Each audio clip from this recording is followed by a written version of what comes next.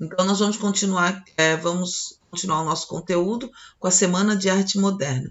No conteúdo anteriormente, a gente viu as vanguardas europeias. É o que estava acontecendo lá na Europa, né? Todas as revoluções, tanto na pintura, na literatura, quanto na música, enfim, em todos os segmentos estavam tendo um outro olhar, né, devido à contextualização histórica do momento, né, o término lá da Revolução Industrial e juntamente com a Primeira Guerra Mundial, enfim, ali eles começaram a ter um outro pensamento, né, sobre essa questão das artes, certo?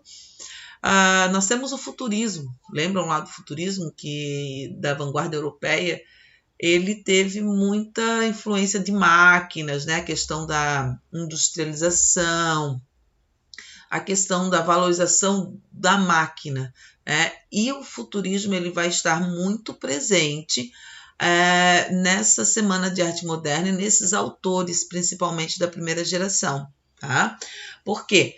Porque, como eu falei para vocês, a Semana de Arte Moderna se deu em São Paulo e a gente sabe que é o polo industrial. Então, nada melhor do que trazer para São Paulo toda a ideia futurista. Foi o que Oswald de Andrade teve juntamente com Mário de Andrade. Né? Enquanto Mário de Andrade resgatava toda aquela questão do índio com a obra Macunaíma, o Oswald de Andrade vai trabalhar toda a questão futurista dentro dessa literatura modernista. Gente, vamos pensar, tá? Que agora nós vamos ter uma ideia muito forte do modernismo, né? Da literatura. Vamos pensar que nós temos até então uma sociedade muito conservadora, tá? Se coloquem numa realidade que os pais de vocês hoje não estão preparados para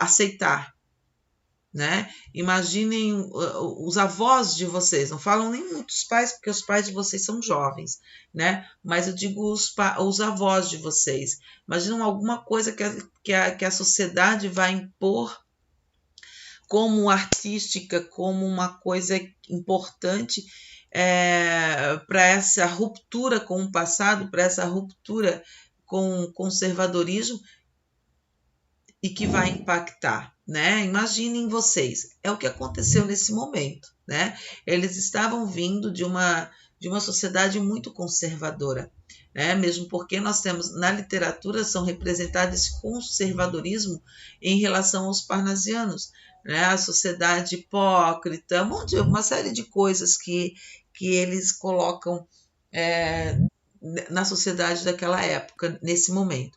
E o parnasianismo na literatura representou muito isso, né? Que eles mostravam que a literatura não era para qualquer um, que a literatura, que a arte, né? Ele veio lá daquela Belle Époque, lá de Paris, lá da França, né?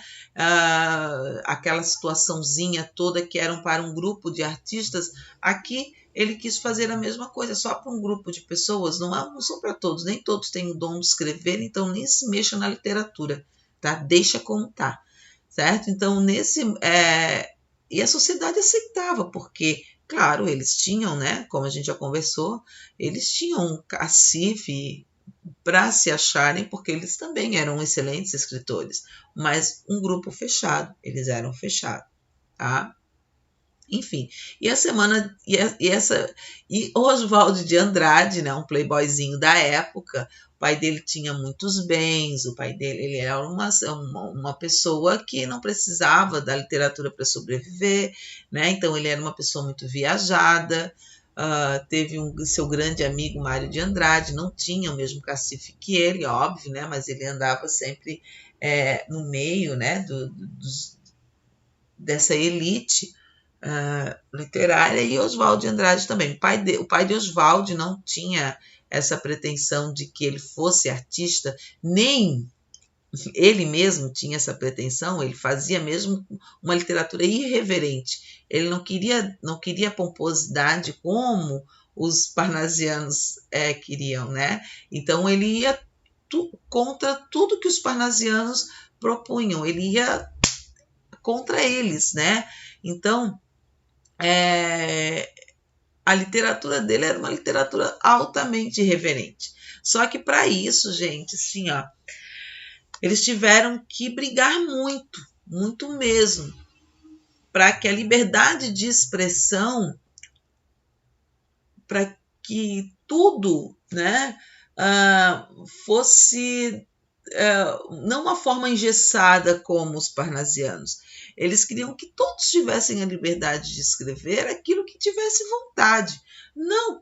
Não queriam uma literatura engessada, eles não queriam uma literatura que tinha que ser seguida com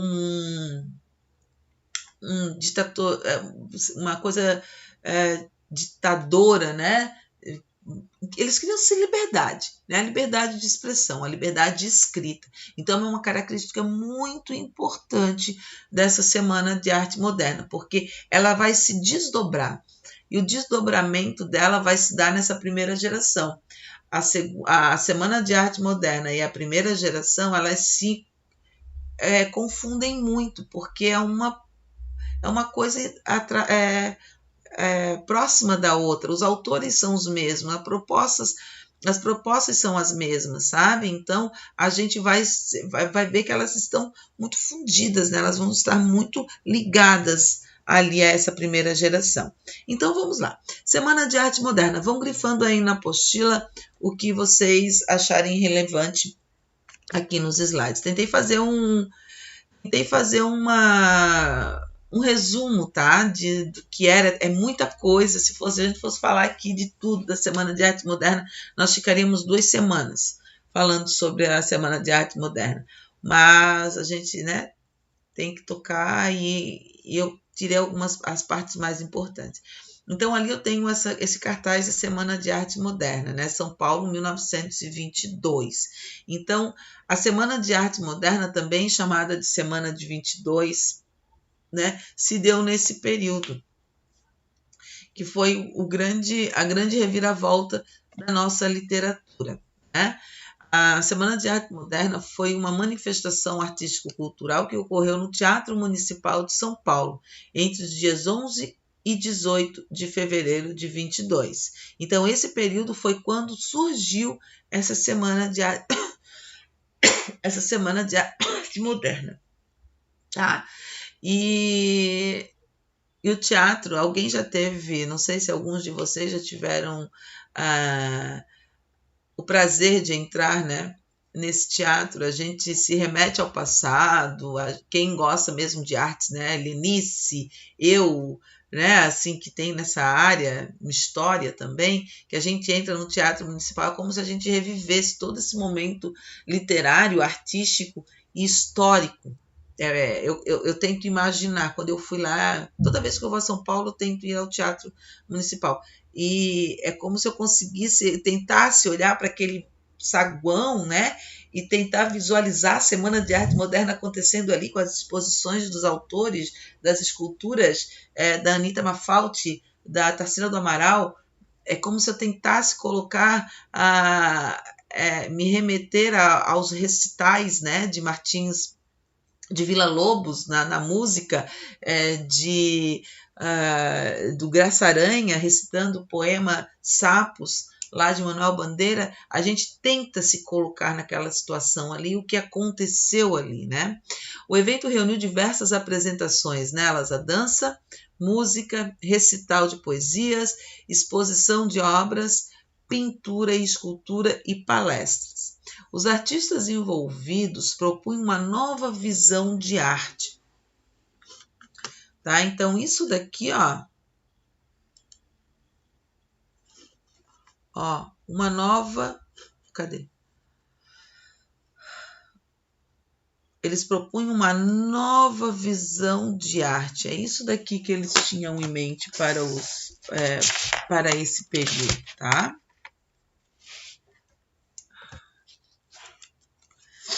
Para esse período.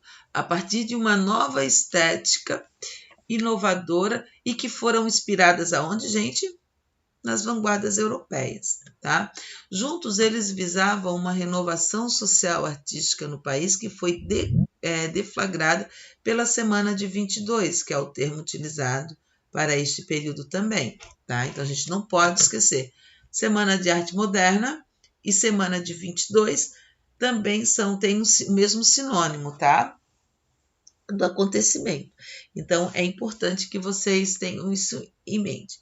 O evento chocou grande parte da população e trouxe à tona uma nova visão sobre os processos artísticos, bem como a apresentação de uma arte mais brasileira. Gente, lembram quando eu falei para vocês?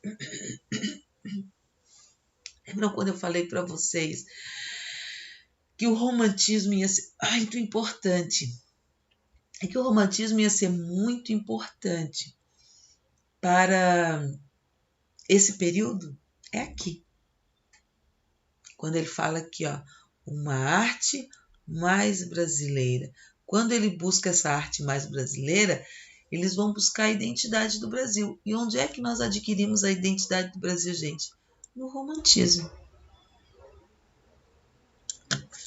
Né? Vamos colocar o coraçãozinho ali para vocês lembrarem do romantismo. Tá? Então, é ali, naquele período, que eles vão resgatar toda a identidade do povo brasileiro. Tanto é que nós vamos nos deparar com várias paródias. Né? Ao longo do nosso ensino médio, a gente teve o contato, né, com algumas paródias, com algumas releituras de alguns poemas e trechos de obras, enfim, tanto para a atualidade quanto na época do modernismo. Tá? Houve um rompimento da arte acadêmica, inaugurando assim uma revolução estética e um movimento modernista no Brasil.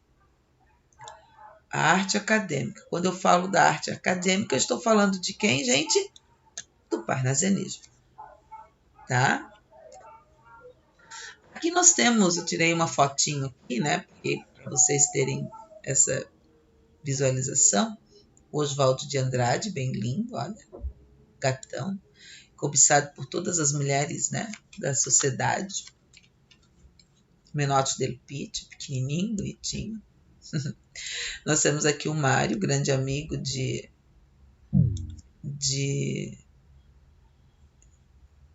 Oswaldo de Andrade, né, o Olavo Bilac, aqui.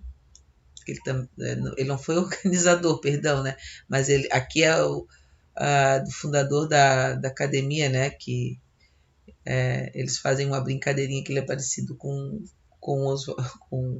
Olavo Bilac. Então aqui nós temos as pessoas que organizaram esse movimento. Ó.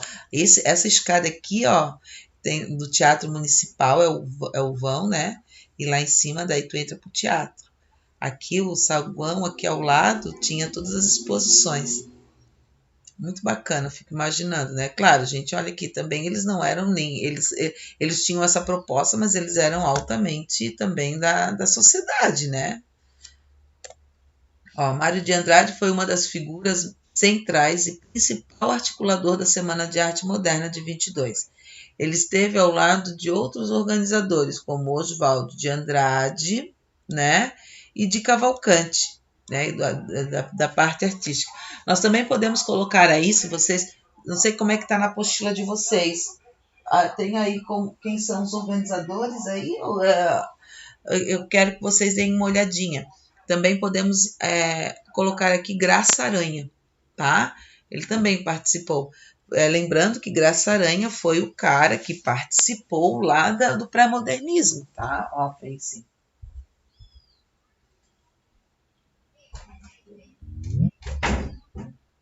Ele já vinha com uma ideia modernista, sim, né? Mas como eu falei para vocês, já vinha com uma outra linguagem, com outro pensamento, mas não é porque ele fez o pré-modernismo, como a gente vai ver logo adiante, que ele já vinha com uma cadência para o modernismo, não, como os outros autores, né? Os outros autores, é porque eles tiveram uma pegada diferente da literatura, mas não que eles tinham olhares modernistas como esses nossos organizadores aqui. Então, nós temos as características. Aqui eu criei uma foto de Cavalcante, né, para vocês começarem olha como é a pintura deles, bem mato, natureza, né, as cores bem marcantes ali, né, bem bonitinho esse quadro, né, lindo. A ausência, então, essas foram as características da Semana de Arte Moderna. A ausência de formalismo. O que é a ausência de formalismo? A questão da forma, né? Qual era a forma que nós tínhamos com os parnasianistas? Nós tínhamos o soneto. Então, quando ele fala dessa questão de ausência de formalismo, é a questão da forma. Eles não procuravam escrever somente com soneto. A gente tem que pensar na seguinte forma dos modernistas, sobre os modernistas, né? Eles não vieram, gente, colocar à tona o parnasianismo ou a proposta deles. Eles vieram à tona para a liberdade de expressão, que todos poderiam escrever da forma que eles quisessem, que não seguisse um padrão como o parnasianismo queria que fosse seguido. Tá? Então, a proposta deles é isso, de você escrever da forma que você se acha melhor. A mesma coisa, depois a gente conversa. Né? Então, não ficar engessado numa literatura, tá?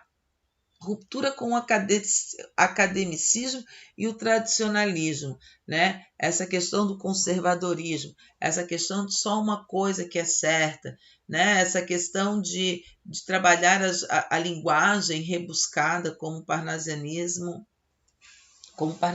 queria que fosse, tá? Então,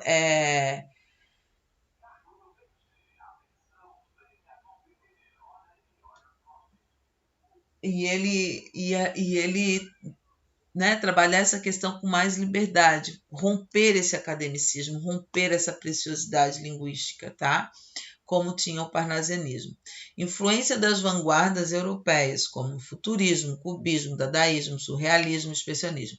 Lembram que a gente lá nas vanguardas europeias, eu coloquei para vocês que alguns autores brasileiros seguiram algumas formas, né, de pintura ou de esculturas, enfim. Mas o que mais enfatizou aqui foi o futurismo, tá? Valorização da identidade. Olha que importantíssimo isso agora, tá? As coisas do Brasil, embora eles tenham tido influência das vanguardas, né? Porque esse crítico literário que eu estava vendo na semana passada, que meio que xingou não, uma forma assim, né? Falou dos modernistas, eles queriam romper com a Europa, mas vieram as vanguardas europeias aqui para o Brasil. Vieram sim, né? Mas eles foram totalmente adaptadas para o Brasil, tá? Principalmente o futurismo e a região onde aconteceu a Semana de Arte Moderna. Tem tudo a ver, tá? A valorização da identidade e a cultura brasileira, tá? Então, eles vão trabalhar com os imigrantes, eles vão falar dos imigrantes, eles vão falar do índio, né? Vão falar do negro, da linguagem do negro, das expressões, vão falar, tem uma obra que é Amar, Verbo Intransitivo, já caiu também no vestibular da UFSC algumas vezes, e ele trabalha bem essa questão, né, essa questão da valorização dos alemães, quando eles saíram de lá para se alojar aqui por conta da Segunda Guerra Mundial. Então, fala de toda essa região. E São Paulo foi o polo, né, que recebeu muito dessas pessoas. Então, a gente não tem, quando a gente falando de tudo isso, das obras, a gente vê muito São Paulo, a gente vê muito um estado, uma capital que estava muito esquecida, né, literariamente falando, e rica de muita coisa, porque a identidade do povo que já surgiu, como ele mesmo fala, já surgiu lá com o romantismo, com a chegada dos portugueses, a miscigenação do povo, né, biriri, bororó, aquela coisa toda, também acontece com os imigrantes, é isso que eles vão relatar, e São Paulo, né, é o grande, né, fusão de influências externas e dos elementos aos elementos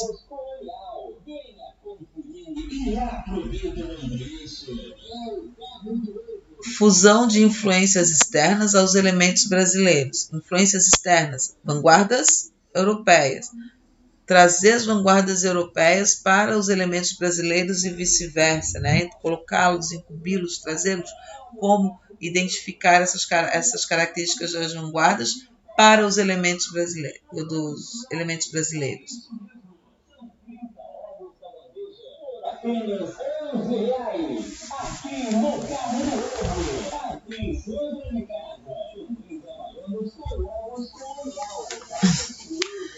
Experimentação estética, né? Eles aqui com essa experimentação estética é mostrar as variadas formas de estética da poesia, por exemplo, né? Que podem ser colocadas os versos livres, as estrofes únicas, né? Que a gente fala o verso único. Então, essas expressões. E a gente trabalhou, é legal que isso aí a gente viu bastante no primeiro ano, porque no primeiro ano desse ano a gente está falando muito dessas estrofes e sempre com as poesias modernistas, né? Liberdade de expressão, né? Falar e mostrar aquilo enquanto o parnasianismo não se preocupava com nenhuma sombra social, né?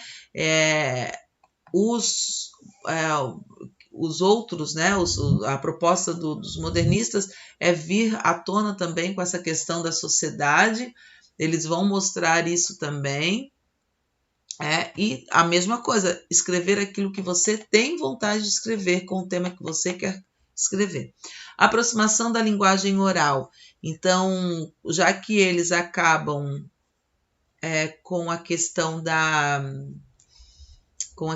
do academicismo, eles vão trazer a coloquialidade, eles vão valorizar a coloquialidade, né, do povo, as expressões, as formas, tá?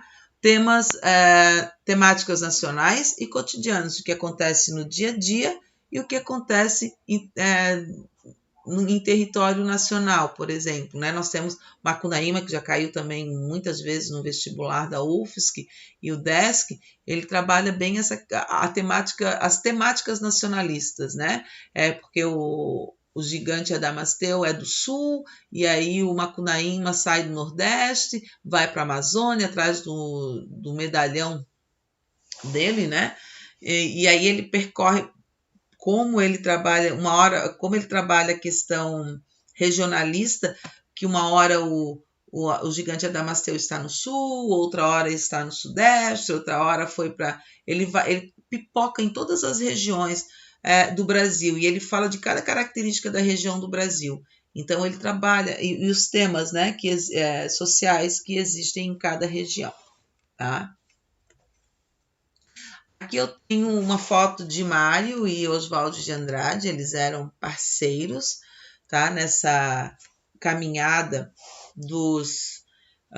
da Semana de Arte Moderna, e caminharam para a primeira geração modernista. Então eles são muito amigos e muito ligados. Embora eles tenham Mário de Andrade e Oswaldo de Andrade, embora eles tenham o mesmo sobrenome, eles não têm nenhum tipo de parentesco, tá? Eles só eram amigos mesmo. Então, e muito ligados. Gente, era um grupo de jovens, tá? Que se reuniam e que mostravam as suas propostas. É a mesma coisa vocês se reunirem, por exemplo, vou dar o exemplo do Igor, tá? O Igor, que eu não sei dos outros, eu sei do que o Igor gosta de fazer. Então, o Igor se reúne lá com o pessoal que desenha gamers, né? Que faz aqueles quadrinhos lá que ele gosta de fazer, tal, que eu acho bacanérrimo isso. E se reúnem com esse grupo, eles têm uma proposta, vamos fazer sobre isso, vamos fazer sobre aquilo, né? Então, é mais ou menos isso. Só que a gente tem que pensar que eles são em épocas diferentes, eles vão propor como épocas diferentes, né? Como eu sempre falei para vocês, eles vão se adequar àquela época. Sempre quando eu falo para vocês da segunda geração, né? Do romantismo. Gente, eles eram um grupo de era um grupo de jovens, né? Então, esse grupo, nós saímos, né? Para dançar, para fazer isso, eles saíam para fazer poesia. Se embebedavam fazendo poesia, andavam na noite para fazer poesia, né? Essa ideia. Então, cada grupo de jovens dentro de um movimento literário eram para fazer alguma coisa que hoje nós faríamos, né? Eles não eram nada certinhos, né? Os arquitetos, Antônio Moya e Jorge não sei pronunciar aquele sobrenome ali, tá? Os escritores, Afonso Schmidt, Agenor Barbosa, Álvaro Moreira, Elísio de Carvalho. Aqui, ó, começa. Ó, começa. Graça Aranha, importante. Vê se na apostila de vocês está aí, ó. Podem grifar, tá? Que eu só quis colocar mais alguns para vocês verem que eram muitos, né? Guilherme de Almeida, importante, tá? Luiz Aranha, Mário de Andrade, claro, né? Menotti del Pitti, Oswaldo de Andrade, com certeza. Ronald Carvalho também, importantíssimo. Sérgio Millan, Tácito de Almeida.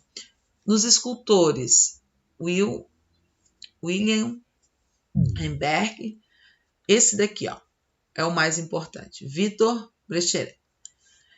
Músicos, Alfredo Gomes, Hernani Braga, Fructuoso Viana, Guiomar Novaes, Vila Lobos, tá? Esse daqui é o importante. Lucília Guimarães, Paulina de Ambrosio. Nos pintores, nós temos Anita Mafalte, importantíssima, Antônio Paim Vieira, Emiliano Udi Cavalcante, né? Podem colocar também. Ferrinar, John Graz, Vicente do Rego Monteiro, Ian de Almeida Prado, Zina Aita, e também coloquem aí a Anita Mafalte. Ela veio depois, tá? Por isso é que ela tem uma parte só dela.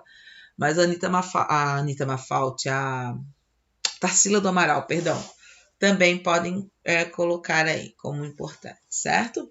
Então, esses foram os autores que participaram da semana de 22, né? Olha que tantos. A repercussão que se deu, o desdobramento, né? A repercussão que se deu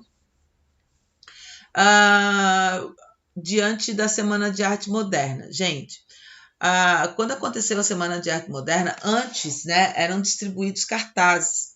E esses cartazes eram distribuídos nas ruas, colados nas paredes, nos postes, onde tinham acesso de muitas pessoas, né?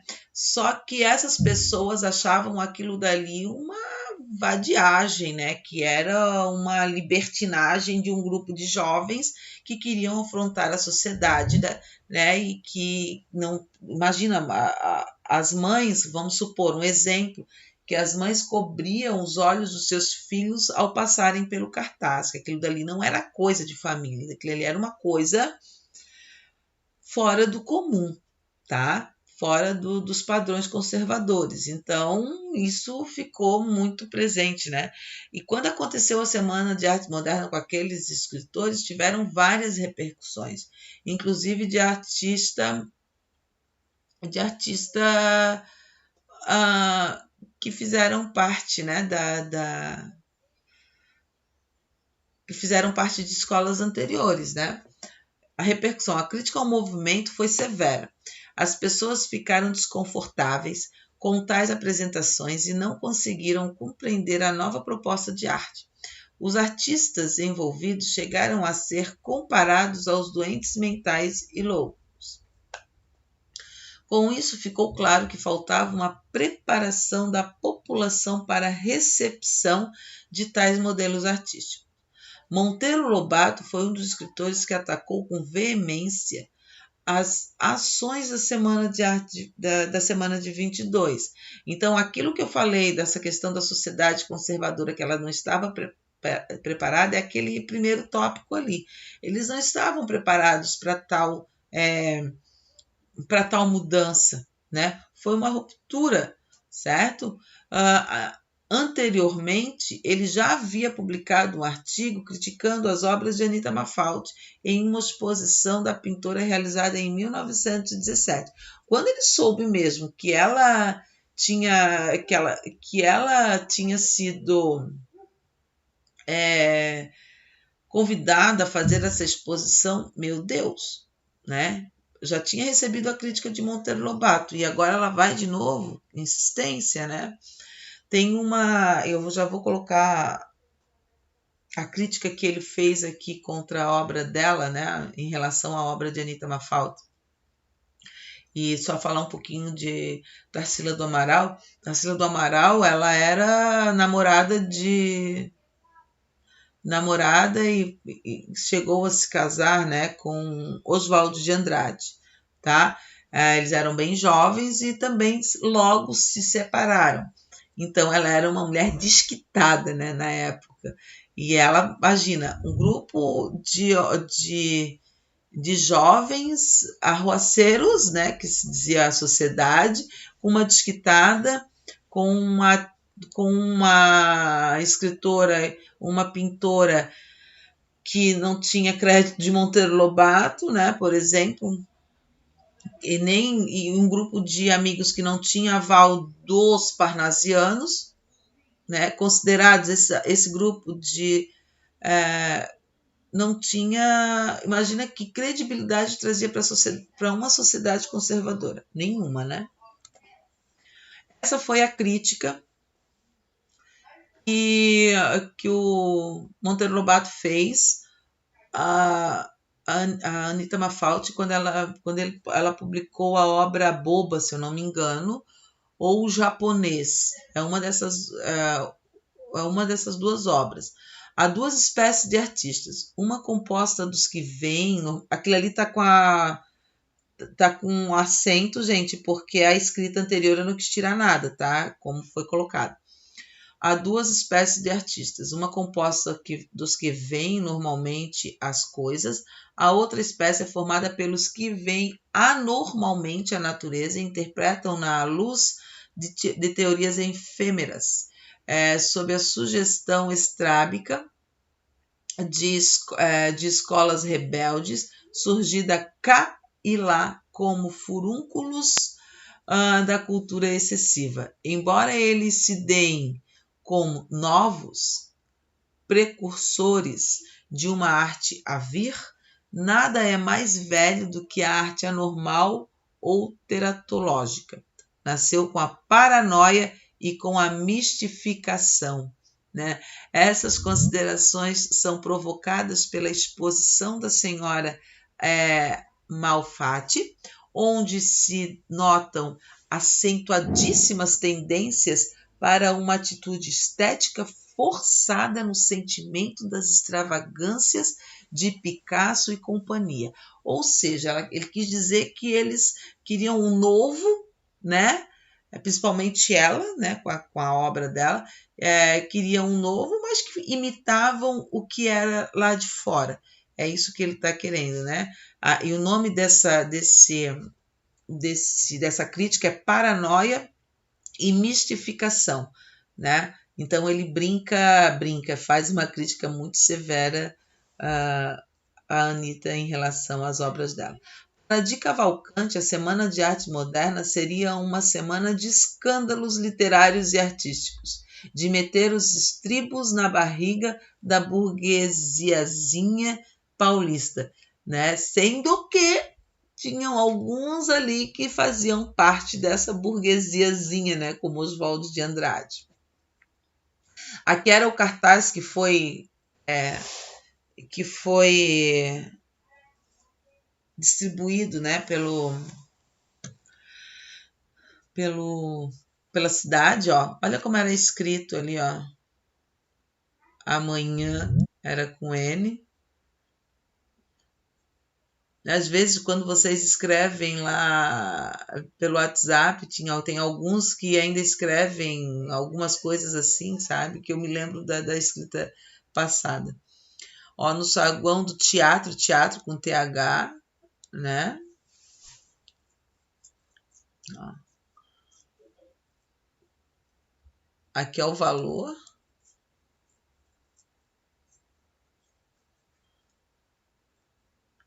E onde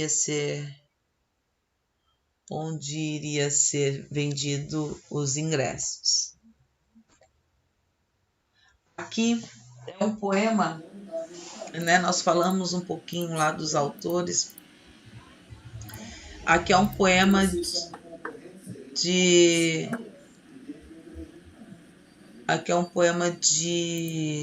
Manuel Bandeira, que foi recitado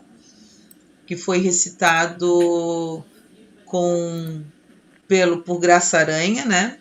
E que falava dos parnasianos, né? É um famoso poema. É um famoso poema que faz essa crítica aos parnasianos, cai em vestibulares, cai no Enem, né? Pela questão dessa crítica. Tem o resumo da Semana de Arte Moderna, que é o Teatro Municipal atual. Tá? Alguém está com um fone aberto, por favor, fechem. Verifiquem os seus fones, por favor. Isso, obrigada. Só deixa eu acabar aqui de gravar. Aqui eu tenho esse resumo, o dia que aconteceu, e foi o marco, né, do modernismo brasileiro. Marquem aí, o início do modernismo se deu em 1922. Aqui nós fomos vários artistas consagrados em vários segmentos. Os autores que participaram, os principais, que eu já gravei, que eu marquei lá para vocês, ó. As pinturas, né, eram expostas no saguão do teatro, né?